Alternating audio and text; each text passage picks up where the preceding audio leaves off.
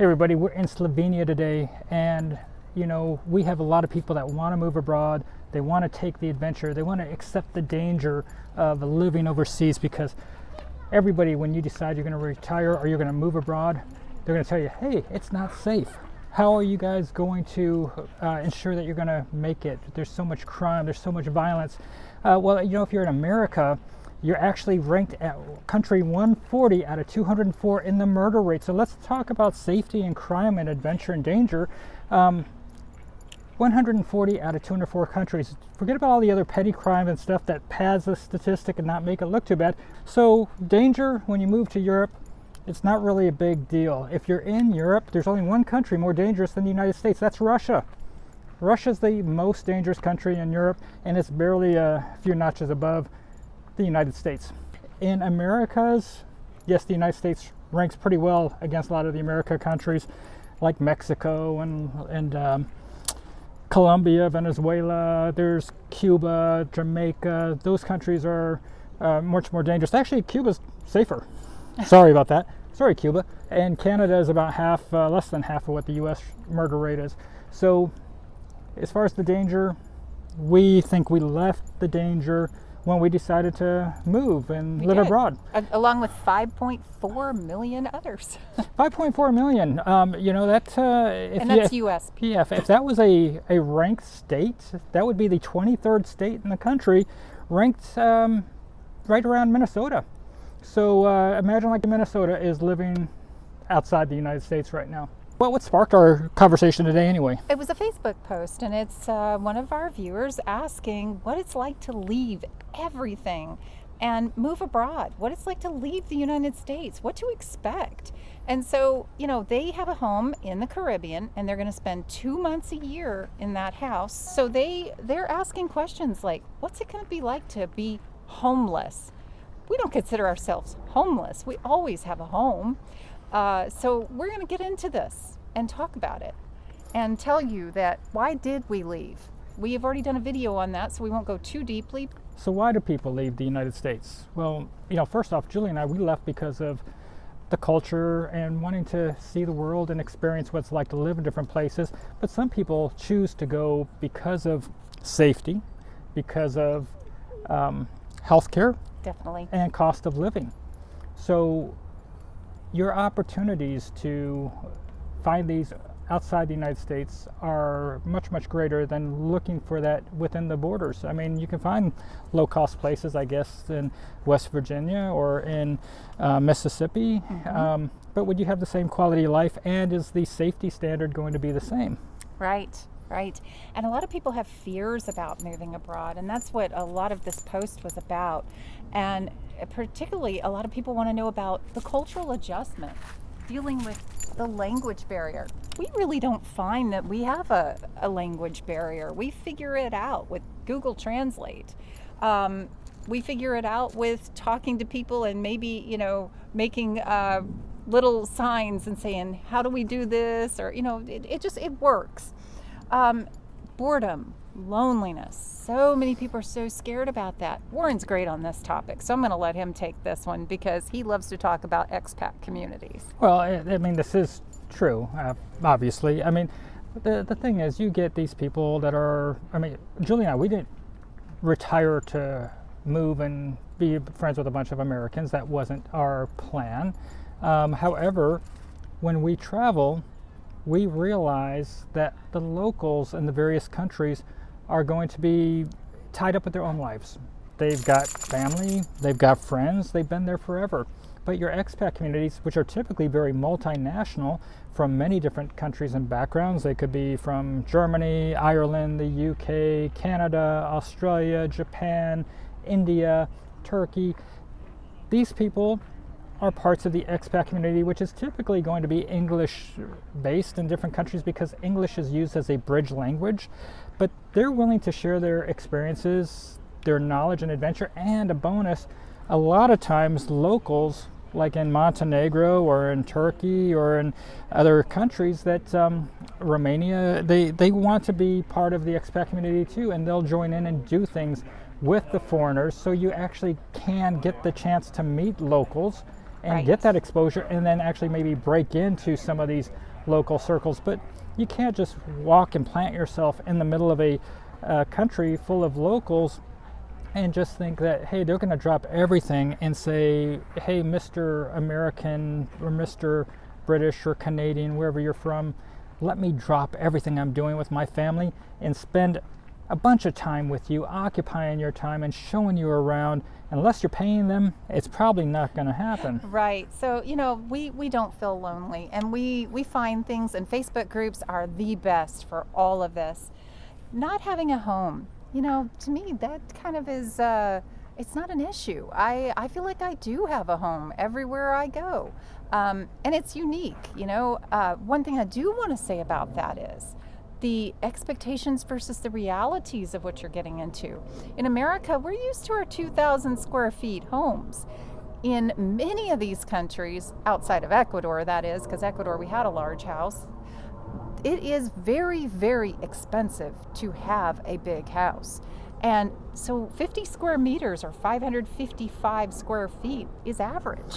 Yeah, I've taken the U.S. goggles off, but we used to have those 4,000 square foot homes, but we've downsized coming to Europe, and we've been able to learn what it's like to live in a more reduced space.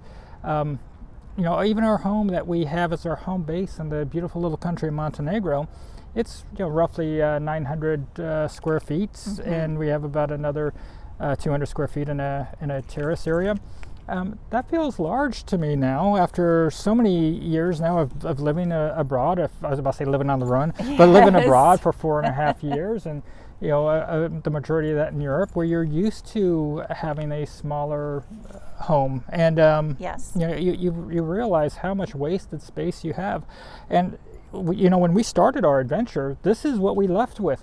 We had a few suitcases, some dog backpacks, because we had another Chihuahua at that time, but basically 2.5 suitcases each, a small one, a medium, and a large.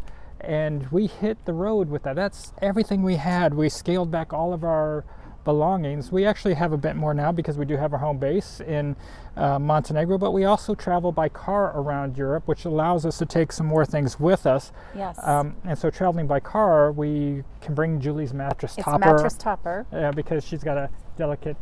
But I want to speak to that, because there are a lot of people on this particular post who are saying, what am I going to do about my not comfortable bed?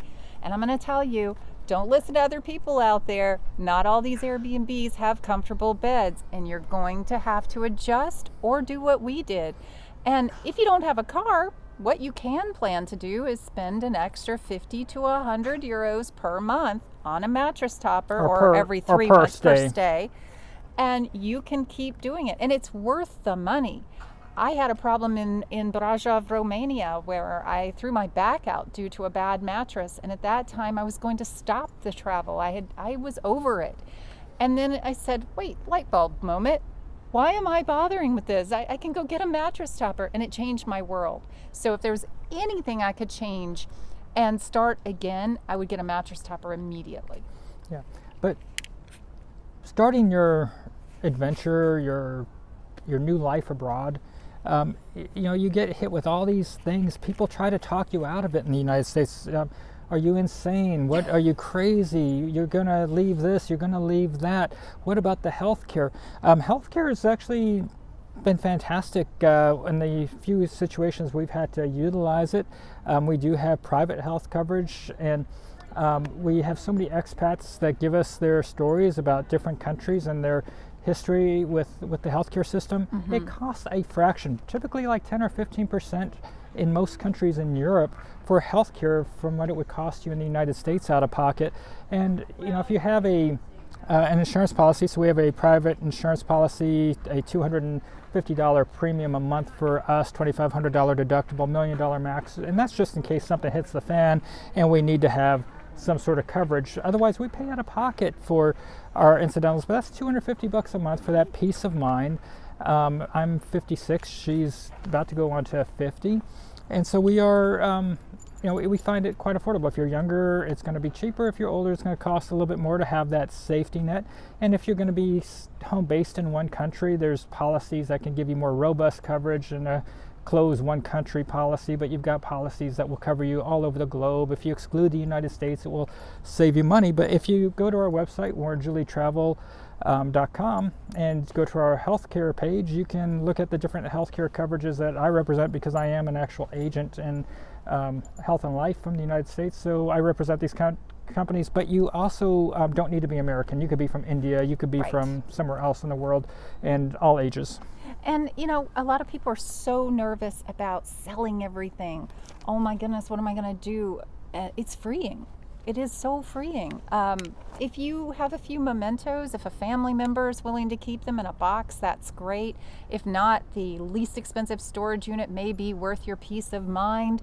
But selling everything to me was fantastic. And starting over and taking my little suitcases along with me, and my dogs and my husband, and it was enough. Well, I will tell you, I was a bit more nostalgic than Julie. I was having a hard time with letting go of things, but it has to be done if you want to get to this stage, unless you're willing to fork out money every month for a storage unit for stuff that you probably will never even look at or use. And you just have to realize that they're just things. You try to give things to family and friends, and if they don't want it, then charities. Right. And let's talk about the beginning. So first of all, we planned this way ahead of time, and we slowly downsized. And then from there, we figured out our banking. And we have a whole video on that, and we'll link that in the video description. And, we'll discuss the cards that we use. We're going to tell you right away that we have 3 things we use abroad that you need to have. And there's different cards. And you don't need a bank account internationally. We have one because we own a house in Montenegro, but we don't have to have one. And it's actually, there's a little bit of headaches involved in international banking with having your own bank account. Phones. If anybody had told us in the beginning, hey, make sure you have a dual SIM phone, we would have appreciated it, because that is one of the luxuries we wish we would have come with immediately. Those little SIM cards are everything. Being able to go from country to country, change your SIM card out, and they're super cheap. You need a dual SIM phone. Some countries you can do eSIMs, and you can get multiple country eSIM packages. However, if you're looking for strictly data and inside different countries, it's typically going to be cheaper to buy the little SIM card if you have a dual phone than doing the eSIM. But the eSIM is the other option in case you have a phone that is newer and does not have that dual slot. And some people say, you have children, or I have my children back in the United States. What will I do with them? And if they're adult children, consider having them visit you instead of you visiting them. They get to see other cultures, they get to see other countries. Our children have really enjoyed coming to Europe and to Ecuador to see us. Yeah, our son had come to Ecuador, Poland, Turkey, and we have a actual bonus because I'll tell everybody here, he's getting married in April. So he and his new wife are planning to join us next year in July and spending a year with us traveling through Europe. So we're going to do the Schengen Shuffle with them and doing 3 months in different countries. And so that's a exciting thing that we're going to have our son and our new daughter-in-law spending that year with us. Exactly. And a lot of people's fears are, I have a house, what if I sell everything, I move abroad and I don't like it? Maybe consider, if you think that could happen, rent your house out for the first year. Make sure it is a life for you, because there are complications, there are expectations versus realities, and some of it can be difficult. Beds can be uncomfortable to people and eventually they give up. There can be cultural shock that they can't deal with. Maybe the loneliness, I'm not with my children all the time, or I'm not with my parents all the time. So there are a lot of things to think about before doing this lifestyle. It is easier to jump into this with a partner. So I'm married, I've got somebody with me. And if you are a person that's hung up about being alone, there's all kinds of travel groups and different things. Try to meet up with other travel people while you're in the United States. See about coordinating something. And also you can join expat groups before you ever get somewhere and be ready to meet people when you land. You know, it's you don't have to be alone out there, and I think loneliness, especially for the singles, that becomes an issue. And it doesn't matter what age you're in or what your hobbies are, whether you're 20 years old and going to start off as a digital nomad, or you're going to be hitting the road as a retired couple or retired single. Exactly. So before starting this lifestyle, we want to encourage you, be ready to be flexible, budget. Know your budget, understand your budget, plan, arrange some transportation in the beginning, understand how to arrange some transportation, and have a rough itinerary. We know a lot of people that fly by the seat of their pants and they do this spontaneously, but I'll tell you, we've watched accommodations rise 40% since we started in 2020 and in Europe in 2021. And so be ready for these cost adjustments. But the euro and the dollar fluctuation, depending on where you are, or whatever currency you're going to. Exactly. The currencies fluctuate. When we were in Poland, we had a almost 5-to-1 zloty to the dollar. Now it's less than 4. So you have to be ready for a 25% swing. So budget yourself at like 80% before you hit the road, so that you are going to have some cushion if prices go up. Exactly. Look at what the worst exchange rate's been in the last 5 years and try to make sure that you're planning to be able to go above that. And what I can personally say is the positives outweigh the negatives. I love waking up in a new city or a new little village, a new country. It's a special life, but it is not for everyone. And I think for me personally, if I could change anything, I would immediately, like I said, get my comforts in line, because if you're not comfortable, the travel won't work. Yeah. So as a reminder, we're traveling with our 2 dogs, trying to see what it's like to live in different countries, different places. We hope you're going to subscribe and give this video a like. Don't forget to check out our Facebook group, Warren Julie Travel, and we have a home swap group as well. And we hope that you're going to become part of our community, our family, and be part of this adventure that we're on as we share our experiences. But also we tell you how to live places. We get our residency experts out there for you to hear what you need to know if you want to live in a country. And I want to say that if you do decide to keep your house in the United States or some other country, we have a home swap group for Schengen Shuffle, and it can be anywhere in the world, so make sure you check it out. Until next time, have a great day, everybody. Bye-bye. Ciao.